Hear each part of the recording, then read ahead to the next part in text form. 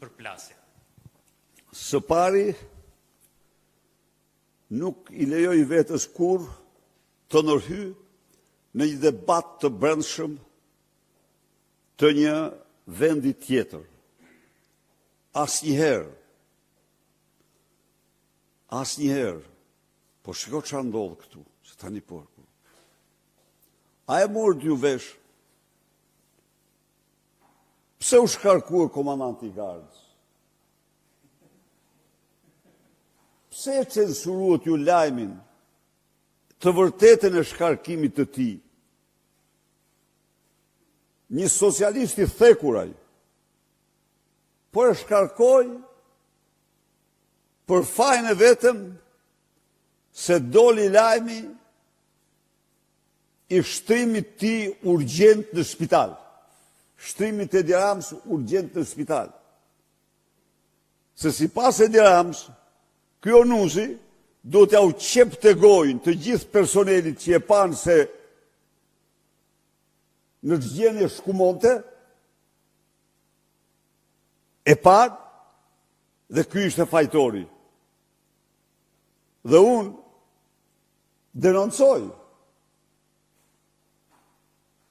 heshtjen e medjave, sidomos me vetvrasjen që ndodhi fill mrapa të ushtarit të gardë. Një oficer, një ushtar profesionist, një njeri i detyrës,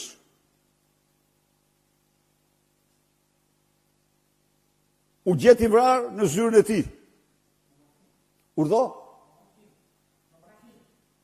Në makinë, falenderoj, po, në makinë.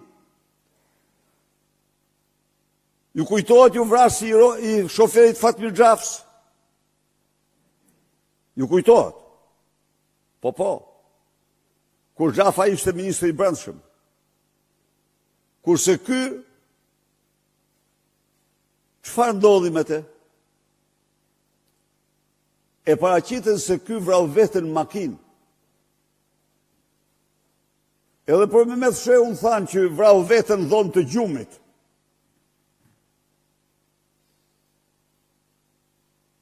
Unë nuk kam dhana dhe i kërkoj ndjes familjes, i shpreh ngushëllime familjes. Spari familjes së të ndjerit i shpreh ngushëllime. Por, bëj thirrje avokatit të popullit dhe ju garantoj që opozita do ta hetojë, sepse kjo ndodhi fill pas shkarkimit brutal të komandantit gardës për shkak të daljes së lajmit se Edi Rama shkoi, ashtu si shkon edhe herët e tjera, në spital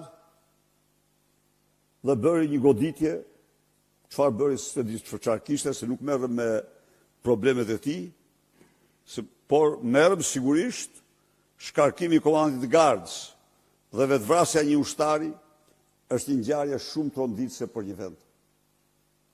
Pyetjet fundit për ta mbyllur këtë fundjavë. Keni deklaruar kohë më parë se ju jeni tifoz me çdo kombëtare që fiton përveç Serbisë. Meqense sot luhet Shqipëri-Serbi. I uroj nga zemra sukses dhe fitore kombëtarës sonë. Uroj një ndeshje në kulmin e futbollit, do ta ndjek. Uroj që ata që me shpirt e zemër janë me Vučićin mos dalin, mos shkojnë atë ndeshje.